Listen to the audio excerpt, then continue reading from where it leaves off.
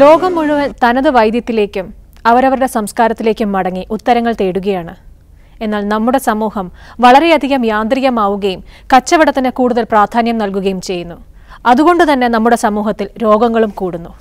ഇതിൽ നിന്ന് ഒരു മോചനത്തിന് ഒറ്റ മാർഗമേ ഉള്ളൂ: ചിരപുരാതനമായ നമ്മുടെ ആരോഗ്യ സംസ്കാരത്തെ വീണ്ടെടുക്കുക. സഞ്ജീവനത്തിലൂടെ നമ്മുടെ ഈ ആരോഗ്യ പാരമ്പര്യത്തെക്കുറിച്ച് കൂടുതലായി അറിയാം.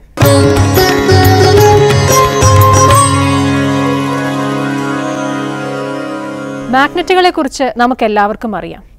എന്നാൽ ഇന്ന് സഞ്ജീവനത്തിലൂടെ ഒരു പ്രത്യേക തരം ഹീലിംഗ് മെത്തേഡ് പരിചയപ്പെടുത്തുകയാണ്: മാഗ്നറ്റിക് ഹീലിംഗ്.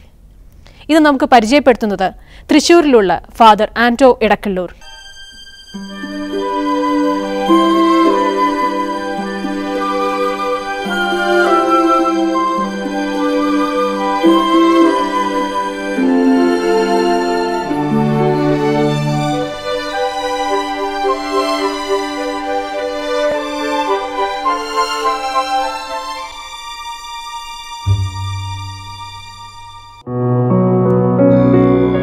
മാഗ്നറ്റിക് ചികിത്സ ഏറ്റവും ആദ്യമായി ആരംഭിച്ചത് ജർമ്മനിയിലാണെങ്കിലും പിന്നീട് ജപ്പാൻ, അമേരിക്ക, ജർമ്മനി എന്നിവിടങ്ങളിൽ റിസർച്ച് നടത്തി ഇതിന് പാർശ്വഫലങ്ങളില്ല എന്ന് കണ്ടുപിടിക്കുകയും A to Z വരെയുള്ള രോഗങ്ങൾക്ക് ആശ്വാസമുണ്ട് എന്നും അവർ റിസർച്ചിലൂടെ നമ്മെ പഠിപ്പിച്ചു തരുന്നുണ്ട്.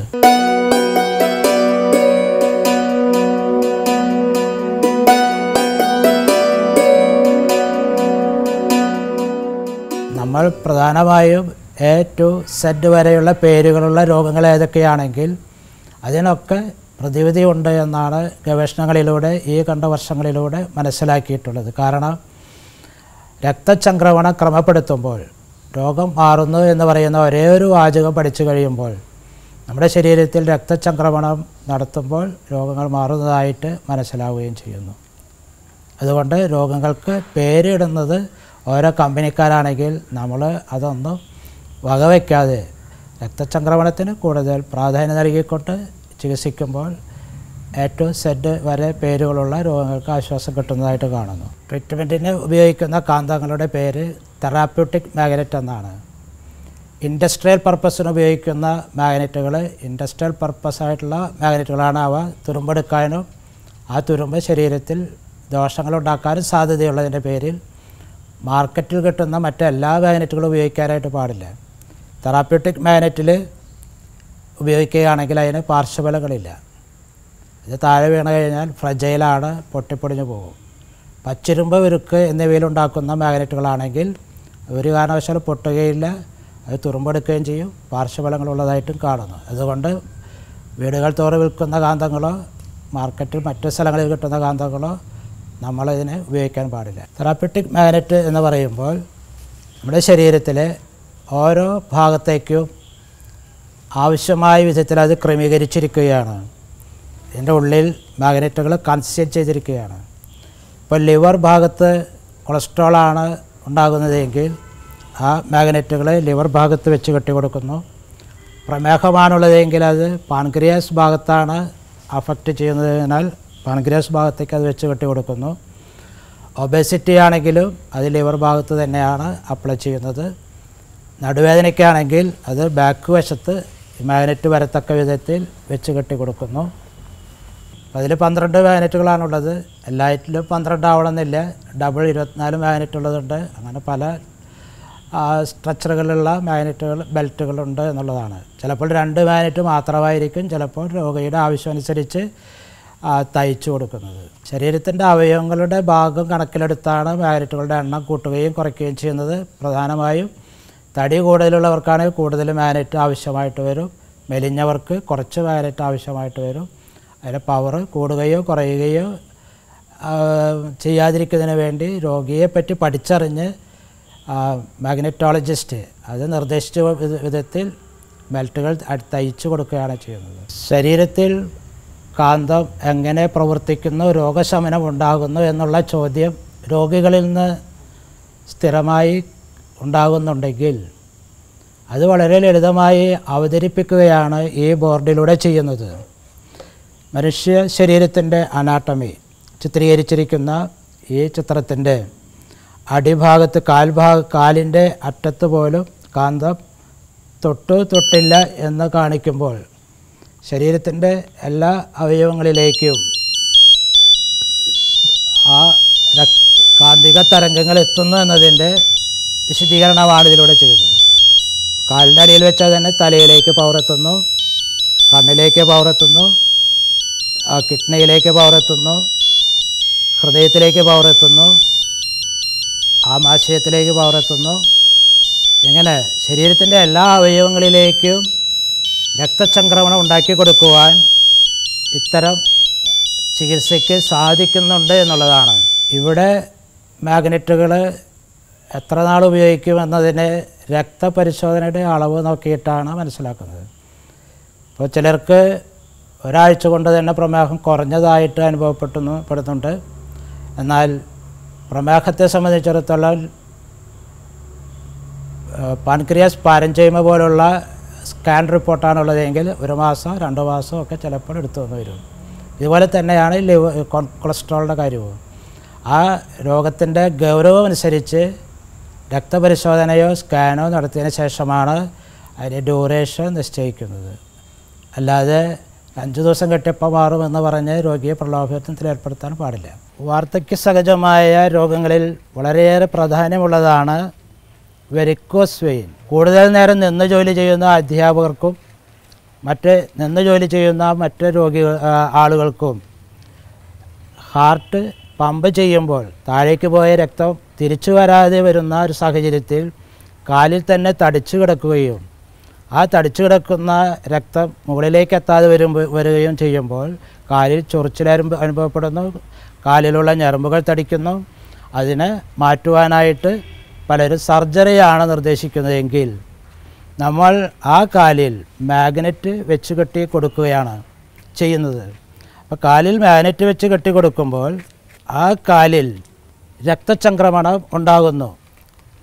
കുറച്ച് സമയമെങ്കിലും രോഗി കിടന്നുകൊണ്ട് ഈ കാന്തം കാലിൽ വേണ്ട വിധത്തിൽ ചുറ്റിക്കെട്ടി കാല് ഹൃദയഭാഗത്ത് നിന്ന് അല്പം പൊക്കി വയ്ക്കുമ്പോൾ ആ രക്തചംക്രമണം ക്രമീകരിക്കപ്പെടുകയാണ് ചെയ്യുന്നത്. അങ്ങനെ വരുന്ന സാഹചര്യത്തിൽ ഞരമ്പുകൾ മുറിച്ച് കളയേണ്ട ആവശ്യമില്ല, സർജറിയുടെ ആവശ്യമില്ല, കാല് കുടഞ്ഞ് വലിക്കേണ്ട ആവശ്യമില്ല. അങ്ങനെ കാലിൽ തടിച്ചുകൂടി കിടക്കുന്ന ഞരമ്പിലുള്ള രക്തം ഹൃദയഭാഗത്തിലേക്ക് തിരിച്ചു വരികയും അങ്ങനെ വേദന മാറ്റുകയും ചെയ്യുന്നു. അല്ലെങ്കിൽ വെരിക്കോസ് പൂർണ്ണമായും സൗഖ്യപ്പെടുകയും ചെയ്യുന്നു.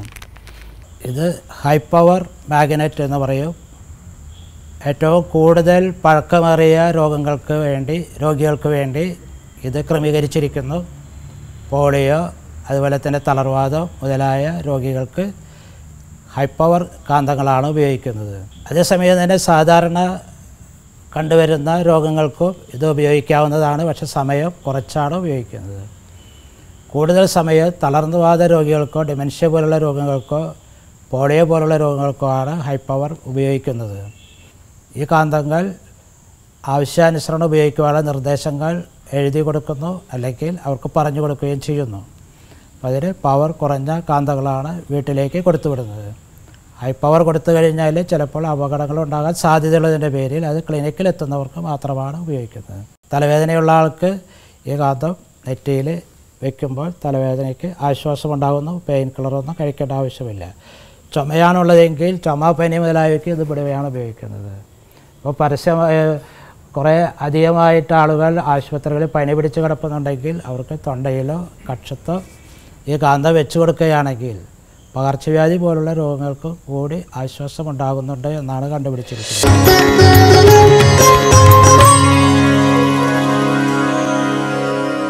കളരി മർമ്മ ചികിത്സകൾ കേരളത്തിന്റെ അഭിമാനമാണ്. ബോൺ ഫ്രാക്ചർ ഉണ്ടാകുന്ന അവസ്ഥകളിൽ മർമ്മ ചികിത്സയ്ക്കുള്ള പ്രാധാന്യത്തെക്കുറിച്ച് നമ്മളോടൊന്ന് സംസാരിക്കുന്നത് ഡോക്ടർ അബ്ദു ഗുരുക്കളാണ്. അസ്ഥികൾ പല സ്ഥലത്തും പൊട്ടാവാറുണ്ട്. കാലിൻ്റെ തൊടയസ്ഥി പൊട്ടും, നട്ടെല്ലിന് ഫ്രാക്ചർ സംഭവിക്കും, കാലിൻ്റെ വിരലുകൾക്ക് സംഭവിക്കും, കൈക്ക് സംഭവിക്കും, തലക്ക് ഹെഡിന് സംഭവിക്കും. അങ്ങനെ ശരീരത്തിലെ എല്ലാ അസ്ഥികൾ, വാര്യസ്ഥികൾ, അങ്ങനെ എല്ലാ ഭാഗത്തുള്ള അസ്ഥികൾക്കും അപകടം സംഭവിക്കുന്ന സമയത്ത് വീഴ്ചകൾ മറ്റൊരു സമയത്ത് പിന്നെ എല്ലുകൾ അസ്ഥികൾ പൊട്ടാറുണ്ട്.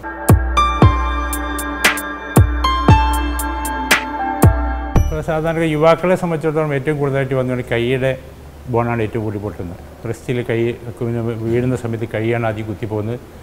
ആ കൈ യുവാക്കളെ സംബന്ധിച്ചോളം പിന്നെ വെയിറ്റ് കൊടുക്കാൻ വേണ്ടിയിട്ട് വീഴുന്ന സമയത്ത് ആദ്യം കുത്താൻ ചാൻസ് ഇട്ട് കൈയാണ്. അപ്പോൾ ആ കൈക്കാണ് അധികം സംഭവിക്കുന്നത്. രണ്ടാമത്തത് ഇനി കുട്ടികളാണെങ്കിൽ അവർ വീഴുന്ന സമയത്ത് അവർ കൈ കുത്താൻ ചാൻസ് ഉണ്ടാവില്ല. അപ്പോൾ അതുകൊണ്ട് അവർ ഷോൾഡർ കുത്തി വീഴുന്നു. അതുകൊണ്ട് അവർ ഷോൾഡർ ബോണാണ് സാധാരണ പൊട്ടാറുള്ളത്. പിന്നെ കുറച്ചുകൂടി പ്രായം ഏജുള്ള ആൾക്കാരാണെങ്കിൽ ഒരു 55-60 വയസ്സിൻ്റെ മുകളിൽ വരികയാണെങ്കിൽ അവർ കൈയും കുത്താൻ കഴിയില്ല, ഷോൾഡറും കുത്താൻ കഴിയില്ല. അപ്പോൾ അവർ ചന്നയുടെ ബോൺ അടിച്ചാണ് വീഴാറ്. ആ 99% ആൾക്കാരും വീണാൽ ചന്നയുടെ അസ്ഥി പ്രായത്തിന് വെച്ച് പൊട്ടാറുണ്ട്. ഇന്ന് വളരെ പ്രധാനമായി കണ്ടുവരിക്കുന്നത്. അതേ സമയത്ത് വാര്യസ്ഥിയൊക്കെ പൊട്ടുകയെന്ന് പറഞ്ഞാൽ വളരെ സിമ്പിളായിട്ട് എപ്പോഴും സാധാരണ രീതിയിൽ നടക്കുന്നൊരു സംഭവമാണ്. ഒരാൾ നന്നായിട്ടൊന്ന് മസിൽ ബലം പിടിക്കുന്ന സമയത്ത് ഒരു പഞ്ചിങ് കോച്ച് ചെയ്യുമ്പോൾ വരെ അസ്ഥി പൊട്ടാൻ ചാൻസ് ഉണ്ട്. അതുപോലെ ഇതൊക്കെ അസ്ഥിനെ സംബന്ധിച്ച് വളരെ പ്രധാനമായിട്ട് പറയുകയാണെങ്കിൽ കുപ്പിച്ചില് പോലെ എന്നാണ് സാധാരണ നമ്മൾ പറയാറുള്ളത്. വളരെ ഒരു കോഴിമുട്ടയുടെ പോലെ ഒരാൾ കറക്റ്റായിട്ട് നിൽക്കുകയാണെങ്കിൽ ഒരാൾക്ക് കയറി നിൽക്കാൻ പറ്റുന്നത് പോലെ അസ്ഥികൾ വളരെ ബലമുള്ളതാണ്. പക്ഷേ ഒരു വിലങ്ങായിട്ട് ഒരടിയോ മറ്റോ ചെറിയ രീതിയിൽ കുപ്പിച്ചില്ലിന് കുടുങ്ങുന്നവരെ സംഭവിച്ചാൽ പോലും അസ്ഥി പെട്ടെന്ന് പൊട്ടുകയും ചെയ്യും. അത് കറക്റ്റ് ലെവലല്ല എന്ന് വരുന്നെങ്കിൽ ഒരു ഫ്രാക്ചർ അടികളോ അല്ലെങ്കിൽ ഒരു സമ്മർദ്ദമോ വരികയാണെങ്കിൽ അപ്പം തന്നെ അസ്ഥി പൊട്ടും. വളരെ ബലം കൂടിയാണ് വളരെ ബലം കുറഞ്ഞ സംഭവമാണ് പൊട്ടുന്ന കാര്യത്തിൽ. സാധാരണ രീതിയിൽ ഈ ജോയിൻ്റ് ഇളകിക്കുകയാണെങ്കിൽ അത് ജോയിൻ്റ് വളരെ കറക്റ്റായ പൊസിഷനിൽ നിർത്തിയിട്ട് ഞങ്ങൾ ആയുർവേദ വളരെ പ്രധാനപ്പെട്ട പച്ചമരുന്നുകൾ ഉപയോഗിച്ച് ഒരു ബാൻഡേജ് ചെയ്യാണ് ചെയ്യാറുള്ളത്. ആദ്യം തൈലം പുരട്ടുന്നു.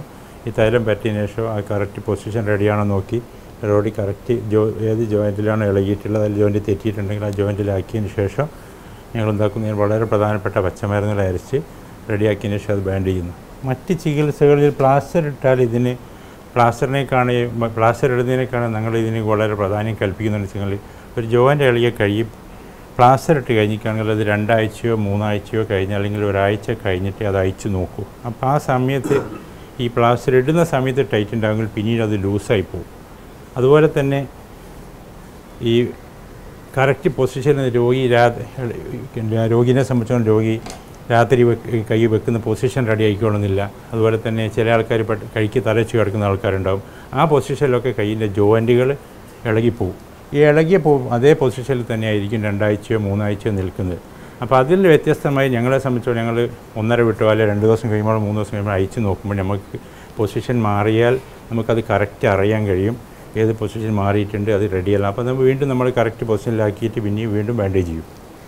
അതുപോലെ തന്നെ ഈ കറക്റ്റ് പൊസിഷൻ അല്ലാതെ ഇരുന്നാൽ രോഗിക്ക് വേദനയും മാറില്ല, ഒരുപാട് സമയവും എടുക്കും. അപ്പോൾ ഈ മാറ്റി കെട്ടുന്നതുകൊണ്ടുള്ള പ്രത്യേകത എന്ന് പറഞ്ഞിട്ടാണെങ്കിൽ ജോയിൻസിലെ നീർക്കെട്ടുകൾ പോകാൻ വളരെ പ്രധാനപ്പെട്ട ഒരു ഔഷധമാണ് ആയുർവേദ പച്ചമരുന്ന്. ആ പച്ചമരുന്നുകൾ ഞങ്ങൾ അരച്ച് റെഡിയാക്കി കെട്ടുന്നതുകൊണ്ട് നീർക്കെട്ടുകൾ പെട്ടെന്ന് കുറയുകയും അതുപോലെ തന്നെ ആ ജോയിൻസിലുള്ള കംപ്ലൈൻറ്റുകൾ വളരെ പെട്ടെന്ന് മാറിക്കിട്ടാനുള്ള അവസ്ഥ ഉണ്ടാവുകയും ചെയ്യും. അപ്പോൾ മറ്റ് ചികിത്സയിൽ നിന്ന് വളരെ ഗുണകരമായ രീതിയിലാണ് ആയുർവേദ ചികിത്സ നമ്മൾ ചെയ്തു പോരുന്നത്. അപ്പോൾ അതുകൊണ്ടാണ് രോഗികൾ നമ്മളെത്തി ട്രീറ്റ്മെൻറ്റിന് വരികയും അവർക്കതിന് വളരെ ആശ്വാസകരമായ രൂപമുണ്ടാകുകയും ചെയ്യുന്നത്. ഒരുപാട് കേസുകൾ നമ്മളെത്തി വരുന്നുണ്ട്. പ്ലാസ്റ്റർ ഇട്ടിട്ട് കൈ മടങ്ങാതെയും നൂരാതെയും ജോയിൻസുകൾ വർക്ക് ചെയ്യുകയും ചെയ്യുന്ന സമയത്ത് അത് നമുക്ക് വളരെ ഈസിയായി വളരെ എളുപ്പത്തിൽ ആ കാര്യങ്ങൾ ചെയ്യാൻ കഴിയും. സാധാരണ രീതിയിൽ നമ്മൾക്കിപ്പോൾ പൊടിഞ്ഞു പോകുന്നൊരവസ്ഥയുണ്ട്. അതുപോലെ കാൽസ്യക്കുറവുണ്ട് വരുന്നുണ്ട്.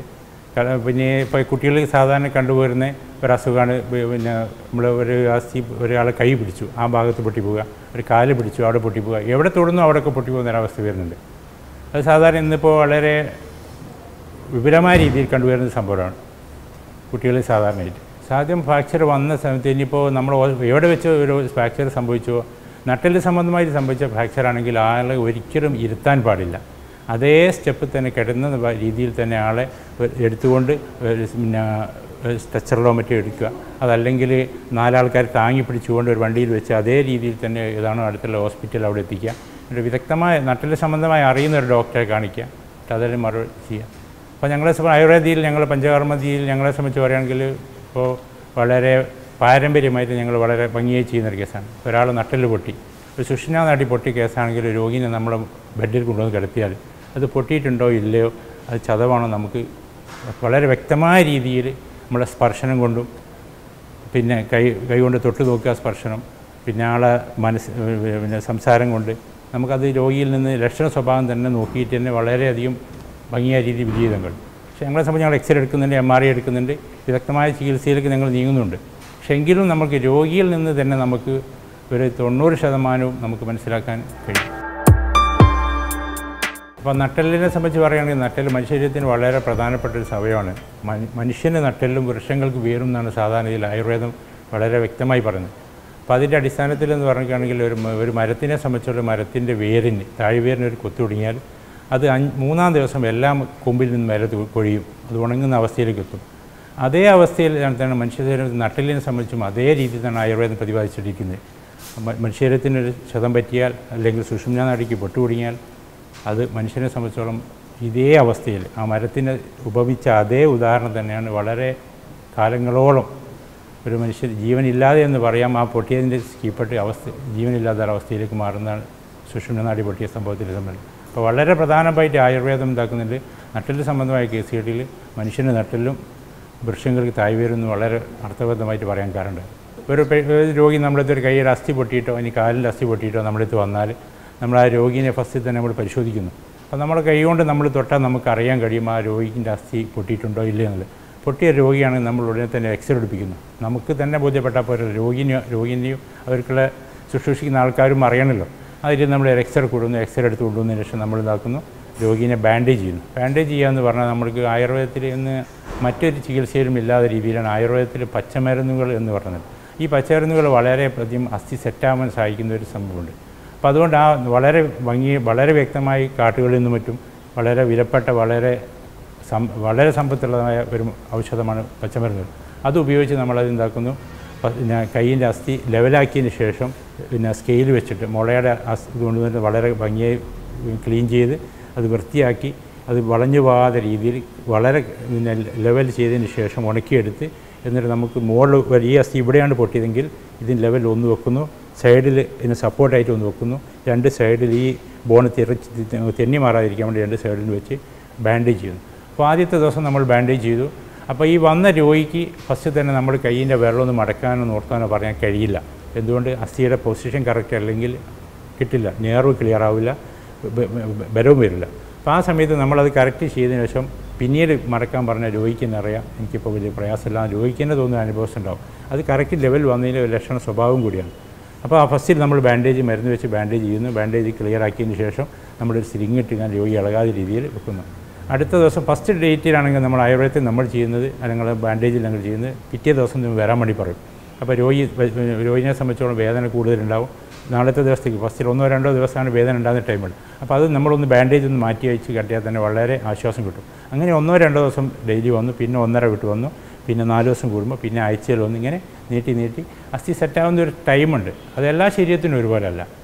വ്യത്യസ്തമായ രീതിയിൽ കാൽസ്യം കൂടുതലുള്ള ആൾക്കാണ്. അതുപോലെ തന്നെ വാദം പിത്തം കഫം എന്ന അവസ്ഥയിൽ തന്നെ അതിൻ്റെ വ്യതിയാനം ശരീരത്തിലുണ്ടാകുമ്പോൾ അതിനനുസരിച്ച് വ്യത്യാസങ്ങളുണ്ടാകും. ആ കാൽസ്യമുള്ള ശരീരത്തിലാണ് പെട്ടെന്ന് അസ്ഥി സെറ്റാവും. അപ്പോൾ ആ സെറ്റായതിനു ശേഷം നമ്മൾ അയച്ചിട്ട് തൈലം പരട്ടാൻ വേണ്ടി കൊടുക്കുന്നവർക്ക് ജോലി ചെയ്യാൻ പോകുന്നു. അപ്പോൾ അതുപോലെ തന്നെ ആയുർവേദത്തിന് വേറൊരു പ്രത്യേകതയുണ്ട്. ആയുർവേദത്തിൽ നമ്മൾ പറഞ്ഞുകൊണ്ടിരിക്കുന്ന സംഭവത്തിൽ നൽകാണ് മനുഷ്യ ശരീരം ചെമ്പുപാത്രം കൂടി വരാമെന്നാണ്. ഈ ചെമ്പുപാത്രം കൂടിക്കാണ് നമ്മൾ പുറത്തുനിന്ന് മാത്രം തട്ടിയാൽ ഉള്ളോട്ട് വളയും, ഉള്ളിൽ നിന്ന് മാത്രം തട്ടിയാൽ പുറത്തോട്ട് വളയും. അപ്പോൾ ഉള്ളിലൊരു സാധനം വെച്ചിട്ട് പുറത്തുനിന്ന് തട്ടണം. അതിൻ്റെ അടിസ്ഥാനം എന്ന് പറഞ്ഞിട്ടുണ്ടെങ്കിൽ ഉള്ളിലേക്ക് മരുന്ന് കൊടുക്കുക, അതുപോലെ തന്നെ പുറമെ മരുന്ന് ചെയ്യുക. ഈ 2 സിസ്റ്റമാണ് ആയുർവേദത്തിൽ നിന്ന് വളരെ പ്രധാനം ചെയ്യുന്നത്. അപ്പോൾ അതുകൊണ്ട് ഉള്ളിലേക്ക് നമ്മൾ സാധാരണ രീതിയിൽ ഈ ലാക്ഷാദി ഗുൽഗുലു പോലത്തെ ലാക്ഷ എന്ന് പറയുകയാണെങ്കിൽ നമ്മൾ കോലരക്ക്, പിന്നെ അതുപോലെ തന്നെ മുട്ടയുടെ ഭസ്മം, ഭസ്മമൊക്കെ വളരെ കുക്കറിൻ്റെ ഭസ്മമൊക്കെ വളരെ പ്രധാനപ്പെട്ട അസ്ഥി സെറ്റാൻ വേണ്ടി വളരെ പ്രധാനപ്പെട്ട.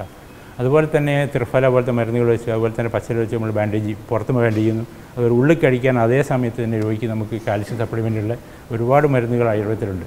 അപ്പോൾ അത് നമ്മൾക്ക് കഷായമായിട്ട് കൊടുക്കുന്നുണ്ട്, അരിഷ്ടമായിട്ട് കൊടുക്കുന്നുണ്ട്. അത് നമ്മൾ ഷുഗർ കൊളസ്ട്രോൾ മറ്റും നോക്കിയിട്ട് ആ അവസ്ഥയിൽ അവർക്ക് ചെയ്യാൻ പറ്റുന്ന ഷുഗറുള്ള രോഗിക്കാണ് നമ്മൾ മധുരമുള്ളത് കൊടുക്കാൻ പാടില്ല. അതുപോലെ തന്നെ കൊളസ്ട്രോൾ ഉള്ളതാണെങ്കിൽ അവർക്ക് അതിന് കൊഴുപ്പുള്ളത് അതിന് പറ്റിയ കഷായം കൊടുക്കണം. അപ്പോൾ മറ്റ് അസുഖത്തിനോട് നമ്മൾ ബ്ലഡൊക്കെ ചെക്ക് ചെയ്തിട്ട് അതിന് പറ്റിയ മെഡിസിൻ നമ്മൾ കൊടുക്കുന്നുണ്ട്. കല്ല് ശേഷം പിടിക്കുന്നതൊക്കെ രീതിയിൽ ചോര വന്നു കഴിഞ്ഞാൽ അത് കൈ കൊണ്ടോ എന്ന് തുണി കൊണ്ടോ തൂത്തുമാറിയിട്ട് അങ്ങ് വെച്ച് കഴിഞ്ഞാൽ 1 സെക്കൻഡ് കഴിഞ്ഞാൽ ആ കല്ല് പിടിക്കും. വിഷം ഉണ്ടെങ്കിൽ, അല്ലെങ്കിൽ ഈ കല്ല് പിടിക്കത്തില്ല.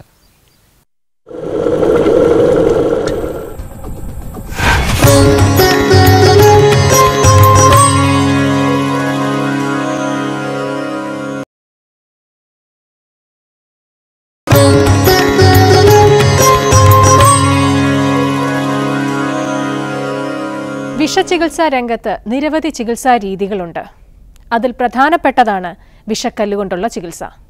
ഈ വിഷക്കല്ല് ചികിത്സയെക്കുറിച്ചാണ് ഇനി സഞ്ജീവനത്തിൽ.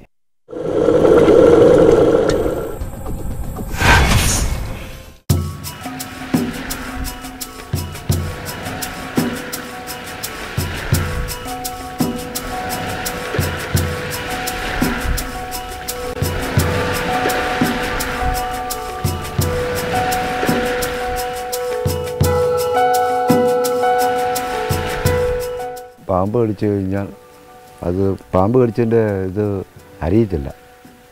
കടിച്ച ഭാഗം പല ചെറിയ പൊടിപ്പല്ലായതുകൊണ്ട് അരിയത്തില്ല.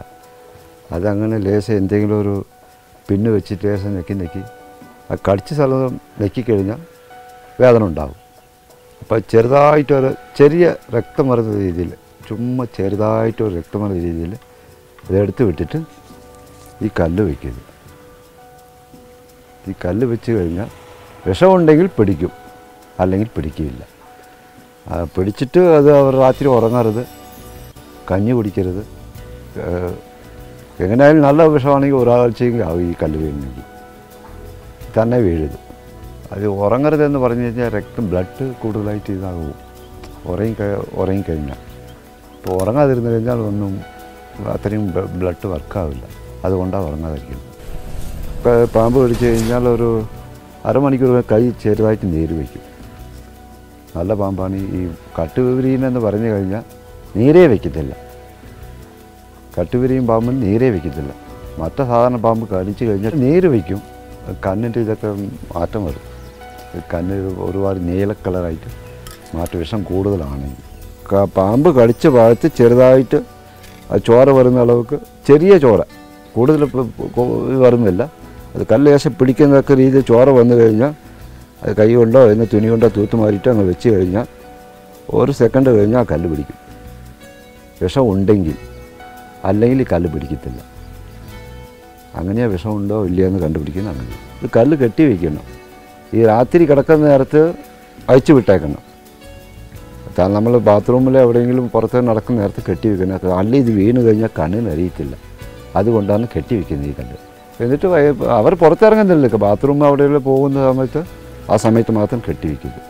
എല്ലാ സമയത്ത് അയച്ചു വിടുക. അത് തന്നെ വീഴത്. വിഷം ഇട്ട് കഴിഞ്ഞാൽ തന്നെ അത് വീഴത്. എവിടെയാണോ വിഷമേൽക്കുന്നത് അവിടെ ചെയ്യുന്ന ചെറിയ മുറിവിൽ കൂടി ശരീരത്തെ ഏറ്റിരിക്കുന്ന ഏത് വിഷാംശമായാലും അതിനെ വലിച്ചെടുത്ത്, അതായത് പാമ്പിൽ നിന്ന് ഉണ്ടാകുന്ന എല്ലാ വിഷങ്ങളും രക്തത്തിൽ നിന്ന് വലിച്ചെടുക്കാനും അതിനെ കല്ലിലേക്ക് സംഭരിച്ചെടുക്കുകയും ആ കല്ല് വീണ്ടും പശുവിൻ പാല് ശുദ്ധി ചെയ്ത് വീണ്ടും സൂക്ഷിക്കുകയാണ് ചെയ്യുന്നത്. ഇത് ഒരുപക്ഷെ ചില സമയത്ത് ഒന്നിലധികം കല്ലുകൾ ഉപയോഗിക്കേണ്ടി വരും, ദിവസങ്ങളോളം കല്ല് പിടിക്കേണ്ടി വരും. അങ്ങനെയുള്ള ഒരു സാഹചര്യം ഇതിന് പ്രാധാന്യമാണ്. ഈ വിഷക്കല്ല് തന്നെ 4 തരത്തിൽ നിർമ്മിക്കുന്നുണ്ട്. അതിലൊന്ന് നമ്മുടെ 9 തരം പാഷാണങ്ങൾ ഉപയോഗിച്ചുകൊണ്ട്, നവപാഷാണത്തെയും ഉപയോഗിച്ച് ചില പച്ചിലകൾ കൊണ്ട് ബന്ധിച്ച് അങ്ങനെ ഒരു വിഷക്കല്ല് സിദ്ധവൈദ്യന്മാർ ഭാരതത്തിൽ ഉപയോഗിച്ചിരുന്നു. ദക്ഷിണ ഭാരതത്തിലാണ് ആ കല്ല് കൂടുതലായിട്ടുണ്ടായിരുന്നത്. പച്ചിലകളും വെള്ളാരം കല്ലും കടൽ കക്കയും ഉപയോഗിച്ചുകൊണ്ടുള്ളത് ഗുജറാത്തിൻ്റെ ധീരപ്രദേശങ്ങളിൽ വളരെയധികമായിട്ടുണ്ടായിരുന്നു. അതുപോലെ തന്നെ ഉപ്പ്, അതായത് നമ്മൾ സാധാരണ കഴിക്കുന്ന ഭക്ഷണത്തിൽ ഉപയോഗിക്കുന്ന ഉപ്പിനെ ഒരു പ്രത്യേക രീതിയിൽ സംസ്കരിച്ച് അതുകൊണ്ട് ബന്ധിച്ചുണ്ടാക്കുന്ന കല്ലും ഇവിടെ നമ്മുടെ മധ്യ ഭാരതത്തിൽ തന്നെ നിലനിന്നിരുന്നു. മറ്റൊന്ന് കടലിലുള്ള ശംഖ്, കക്ക, അതുപോലെ തന്നെ ഇത്തിള് മുതലായ സാധനങ്ങളെ കൊണ്ട് ബന്ധിച്ച്, പച്ചില കൊണ്ട് ബന്ധിച്ചിട്ട് എടുക്കുന്ന രീതിയും. ഇതൊക്കെ തന്നെ ആണെങ്കിലും ഇത് ചെയ്യുന്നത് എവിടെയാണോ പാമ്പിൻ്റെ ദംശനം ഏറ്റിട്ടുള്ളത് ആ പോയിന്റിൽ അവിടുന്ന് രക്തത്തിനകത്തിന് വിഷാംശത്തെ വലിച്ചെടുക്കുക എന്നതാണ് ഇതിൻ്റെ പ്രധാന ജോലി. അപ്പോൾ ഒരു കല്ല് നമ്മൾ അവിടെ ആ യഥാർത്ഥ പോയിന്റിൽ മുറിയിൽ ഇങ്ങനെ കല്ല് വെച്ച് കഴിഞ്ഞാൽ ആ കല്ല് അവിടുന്ന് കല്ലിലേക്ക് വിഷാംശം വലിക്കും. പക്ഷേ കല്ലിന് കളർ വ്യത്യാസം വരികയോ അല്ലെങ്കിൽ അതിന് പാകത്തിൽ വ്യത്യാസം വരികയോ ഒന്നും ചെയ്യില്ല. ഇത് കല്ല് അവിടെ ഒട്ടിയിരിക്കും. അതിനെ നമുക്ക് മറ്റൊന്നും ചെയ്യാതെ തന്നെ സ്വമേധയാ നമ്മുടെ ഈ നെറ്റിയിൽ പൊട്ടൊട്ടിച്ചിരിക്കുന്നത് പോലെ തന്നെ അത് ഒട്ടിയിരിക്കും. അത് കഴിഞ്ഞതിന് ശേഷം അത് താഴെ വീഴുമ്പോൾ മറ്റൊരു കല്ല് വീണ്ടും ഒട്ടിക്കുക. ഈ കല്ല് വീണ്ടും 24 മണിക്കൂർ നേരം ശുദ്ധമായ പശുവിൻ പാലിൽ വീണ്ടും വീണ്ടും പാല് മാറ്റി മാറ്റി വെച്ച് ശുദ്ധി ചെയ്തെടുക്കുക എന്നാണ്. ആ പാലിന് നീല കളറുണ്ടായിരിക്കുന്നതാണ് മറ്റൊരു സത്യാവസ്ഥ. ഇങ്ങനെ ശുദ്ധി ചെയ്തെടുത്ത് സൂക്ഷിക്കുന്ന വിഷക്കല്ലിനെയാണ് സാധാരണഗതിയിൽ വിഷചികിത്സയ്ക്ക് ഉപയോഗിച്ചു വരുന്നത്. കേരളത്തിൽ ഒട്ടനവധി പേര് ഈ വിഷക്കല്ലുകൊണ്ട് ചികിത്സിക്കുന്നുണ്ട്. വളരെ പ്രാധാന്യം അർഹിക്കുന്നതാണ്. പക്ഷേ ഇപ്പോൾ ഞാൻ നേരത്തെ പറഞ്ഞ ഈ 4 തരം കല്ലുകളും നിർമ്മിക്കുന്നവർ അപൂർവമായിട്ട് 1-2 പേരെന്ന് പറയുന്നവർ മാത്രമേ ഇപ്പം ഭാരതത്തിൽ തന്നെ ജീവിച്ചിരിക്കുന്നുള്ളൂ. അതുകൊണ്ട് ഇതിന് വളരെ പ്രാധാന്യമായിട്ട് നമ്മൾ ശ്രദ്ധിക്കേണ്ട ഒരു ആവശ്യമാണ്. സഞ്ജീവനത്തെക്കുറിച്ചുള്ള നിങ്ങളുടെ നിർദ്ദേശങ്ങളും അഭിപ്രായങ്ങളും ഞങ്ങളെ എഴുതി അറിയിക്കുക. ഞങ്ങളുടെ mail ID sanjeevanam@media1tv.in. Address Sanjeevanam, Media1 TV, Vellipparamba, Calicut. Phone 0495305050. പ്രകൃതിദത്തമായ ഭക്ഷണം, കൃത്യമായ വ്യായാമം, സത്യം, ധർമ്മം എന്നിവയോടുള്ള പ്രതിബദ്ധത, ക്ഷമ, സ്നേഹം, പ്രാർത്ഥന, ഇതെല്ലാം ഒരു വ്യക്തിയുടെ ആരോഗ്യത്തിൻ്റെ അടിത്തറയാണ് എന്നാണ് ആയുർവേദം പറയുന്നത്. ആയുർവേദം ശരീരത്തിൻ്റെ ആരോഗ്യത്തിൽ മാത്രമല്ല, മനസ്സിൻ്റെ ക്രമീകരണത്തിലും വളരെയധികം പ്രാധാന്യം നൽകുന്നു. അതുകൊണ്ട് പ്ലേറ്റിലെത്തുന്ന നല്ല ഭക്ഷണത്തോടൊപ്പം തന്നെ മനസ്സിൽ നല്ല ചിന്തകളും ഉണ്ടായാൽ മാത്രമേ നമ്മൾ ഒരു കംപ്ലീറ്റ് ഹെൽത്തി പേഴ്സൺ ആവുകയുള്ളൂ. See you next week.